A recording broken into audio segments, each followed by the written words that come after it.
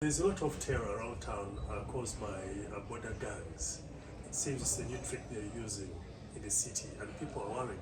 Police is also concerned, and it has intensified operations to arrest those gangs that are terrorizing Kampala residents. They target women as their soft targets, and they also target people carrying money, although the suspect have valuables. You have failed to rein on these borders. First of all, what could be the reason of this new type of theft?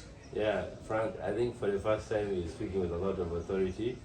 It kind of sounds like you're the regulator. But don't worry, my name is Ricky, Rapper Thompson, co-founder and director of Safe Border. And I'm happy to speak to you about this issue because I've been in the border industry for quite some time, since 2010. Now, the issue of criminality in different parts of the world still continue to exist. I mean, crime is still part of life and part of the society that we live in different parts of the world. In Uganda, there's still crime, and in different forms. I think what has happened is that there's a new manifestation, or it is something that has always been existing, that there are now groups of criminals who are using motorcycles to commit crime, to steal, snatch bags, steal money from the community, from our sisters, from the ladies, and from other young men as well, and old men and women as well. So this is something that is actually happening, and I don't want to say it is very different from what I've always been seeing. I've been in the industry and I've witnessed a person comes on a small looking motorcycle that looks like, actually it's a Bajaj, that looks like a Bajaj. And it's actually not a Bajaj, it's a very powerful bike with over 600cc, I think around 750cc, but it's small. So they use this kind of bike to get away, they snatch people's properties and run away. So Frank, the people who are committing crime, just for purposes of clarity, they are not borders. These are criminals who are using motorcycles to commit crime. And we have always been telling media that please save the industry, because you have your friends, you have your brothers, and people that actually you like and you call good friends who are actually in the border industry. So if we say the people who are committing crime or the new gang that has reigned or that is being seen today are the borders, does it mean even our friends who are in the borders are criminals? Definitely no. These are criminals who are using borders, who are using motorcycles to commit crime. And this has been a big problem in the industry, that people have failed to differentiate a border man and someone who is just riding a motorcycle either to go to work, either it's a journalist like you, or is a doctor, or it's just a normal citizen who is using a motorcycle to commute from home to work and stuff. So I've been witnessing a lot of video clips that came out, and I think it's very, very sad. And for us at Safe Border, we've always said the biggest problem in this industry is that there is not clarity on who is the motorcycle taxi driver. This is the person that we're supposed to call a border, and who is actually just a person riding a motorcycle. And I think that is where the real problem is coming from. Government has tried to do a very fantastic job, even in making it clear that if you are a border and you're purchasing a motorcycle for border riding, your number plate is supposed to be white. If you are purchasing your number plate for your your motorcycle for your normal ride, your number plate is supposed to be, I think, what is it, yellow? Is it yellow? Yeah, yellow or something like that. And this is supposed to create some level of respect, but I think that has not worked. So it's sad that today the borders, every border is now facing this problem because there are criminals who are riding around. But I think with the help of the leadership and the help of the structure, we could squeeze the people out of the industry. Because if we have clarity on who is riding, where they belong, where they come from, because most of our borders come from different stages across Kampala. Most of our safe borders actually they submit a copy of their national IDs and all these requirements, and we know that we do proper KYC.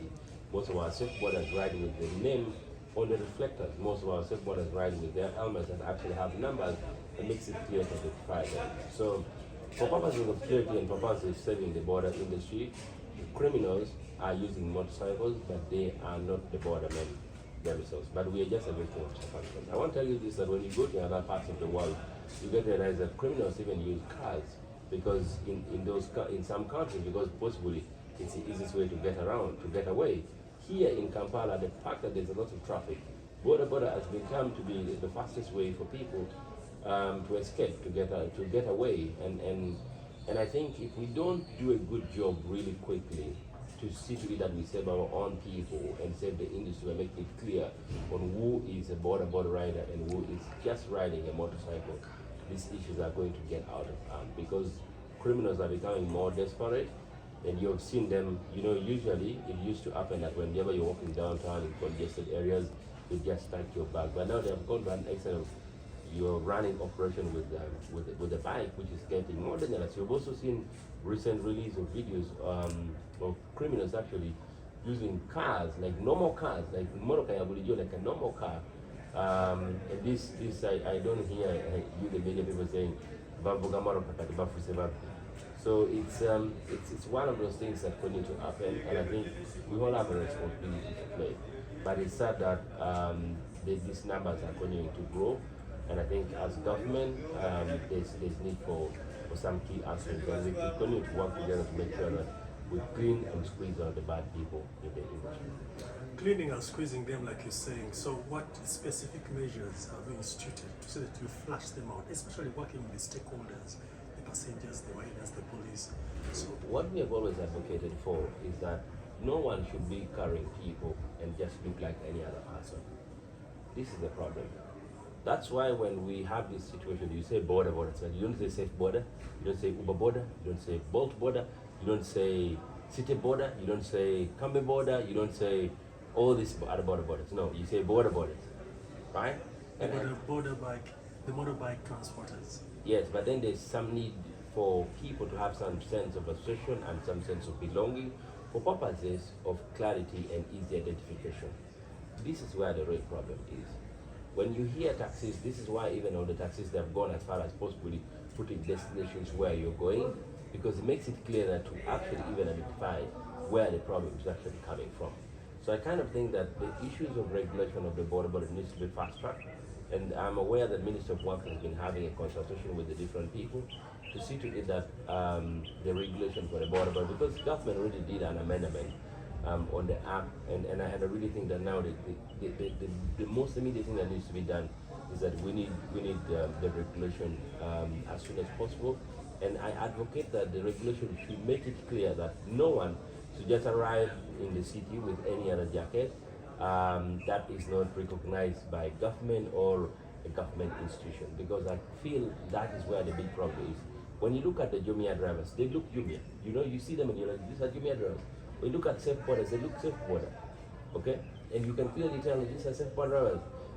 And I think this is what we need in the industry. If we have even 5 different organizations or 5 different companies where people are able to clearly see that these are you can have 5 people packed and they are all on different uniforms, but people can clearly tell this person is belonging to this person, this is his name, this is his number. It could make life much more easier. And I think that is the only gap that is missing. We should not, and I think we should never, now going forward, allow people to ride just anyhow. Another problem that we have is that there has not been a clear filter. Every industry, even when let me give an example of even when you're a lawyer, you have to have completed your degree and you need to have gone to LDC, right?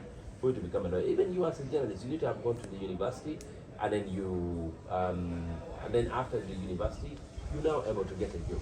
There's for some kind of, because this is, the border is one industry that takes everybody. We've had a president on the border, we've had prime ministers on border, we've had members of parliament on borders, we have had people like you, the journalists on border, we've had doctors on border where they have military, police, every other person on border, we've had normal citizens or colored way on a border, or Atune Nyama on border, so literally border accommodates each and everybody. Now because of the number, because of the need for this industry to be better, we need to create some kind of a filter. People need to have some sort of qualification, just like it is done in other parts of the world, for them to serve the population. Because when you look at the statistics today, you have so many people dying, so many people ending up in the trauma ward in Molago, so many people breaking their legs, so many people becoming incapacitated from these public means of transport. So we need to save the population and get some kind of a filter that will make it a little bit, that will improve on the quality, but then also reduce on the number. Today, I tell you frank, if you have a motorcycle that is like a Bajaj or a Hero or a TVS, you can just start running around. People will stop you and they will jump on your bike and you will take them. Because the population wants to move and they're looking for an easier way to be able to move. And I really think that's where the real problem is. If we had a filter on who enters the border and who doesn't enter the border, and if we also had clarity on who is a border rider and who is not a border rider, that would have made life much more easier for many people. And that would have made it easier for customers even to know that, on a year wa Wamulde, on a year wa Jumia, on a year wa Globe, you know, so what do you mean, or global, or those are not borders. Or one Maori like you, this is not a border man. You know, a doctor, this is not a border man. But then the border man are like the safe borders, the Ubers, the Bolt, the Cambe, the City Border. These are the border men. So if I want to ride, if I want someone to drop me around, these are the people I will carry. These are the people I'll jump on. And then these other guys, Munamau, a doctor, a journalist, and all these people will not be able to carry people because they don't have the license to actually do the motorcycle taxi business. And this is where the real gap is. So, well, you've tried to put sanity into the industry by instituting safe border. Frank, you want to be nice to me. No, We brought a lot of sanity. No, No, Frank. But what I'm saying, have you got an extra mind? People lie to your own country. No. I'm being fair and objective. Yeah. I'm giving credit first of all to your effort. We are Putting the up number one ride-hailing. But have you tried to engage stakeholders? Like what you're saying is good on paper. It could be good on paper, but in action, have you tried to talk to the authorities to put this in action? For the last few years, for I think the last 7 years, we've been working closely with almost all the government organs that are involved or that has got some kind of authority in the border industry or in this transport sector. We work closely with KCCA, we work closely with Uganda Police, especially the traffic unit, the traffic department. We also work closely with Minister of Works and Transport to see to it that we try to drive compliance. Even this discussion about the regulation, we've really been on the forefront, and we've been very good advocates of this, and we've made a lot of input to make sure the regulation that is being worked on or that is being passed is actually best for the population, best for the border riders themselves, but also best for the users. So in terms of engagement with authorities, we are very close allies. Unfortunately, sometimes some of these things takes much longer, but we've always been in the forefront. Police will never tell you we don't know these guys, so we have never worked with them. No, actually, even the good news is that today is a Monday, tomorrow is a Tuesday.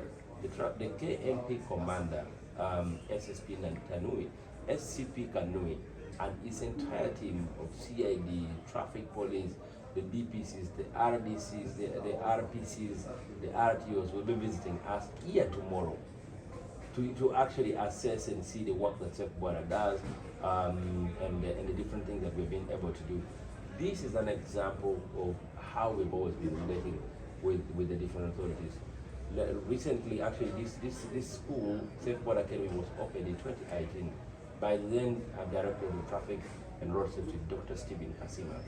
In 2019, we actually had a massive event where the Minister of Kampala at the time attended the event and braced our case. This year, around April, we are actually planning for a Safe Border get-together then, and we want to invite the Minister of Works and Transport to come and engage our people and see the work that we are doing. So we are there and trying as much as we can to put ourselves out there to the authorities and going to relate with them and going to work with them for the betterment not only of our people, the riders, but also for the betterment of the entire ecosystem. You have the customers out there, we have the partners that we're going to work with. This problem affects everyone. It does not exclude anybody because we have friends who get involved, who suffer as a result of this, and we need to make sure we save the industry and make it safer and better for everybody. Maybe lastly, on an individual level, a female friend now moves with paper spray, others move with knives and weapons for safety and protection in case of a situation. Yeah. So do you think this is a wise decision for them? It's just like the same thing that your phone has got a password. Yeah, because frankly, if I ask you to put on your phone, it will have a password on it. It's the same thing that you park your car and you lock it. Safety precaution is our responsibility. I would advise people to be more vigilant and more aware and more conscious.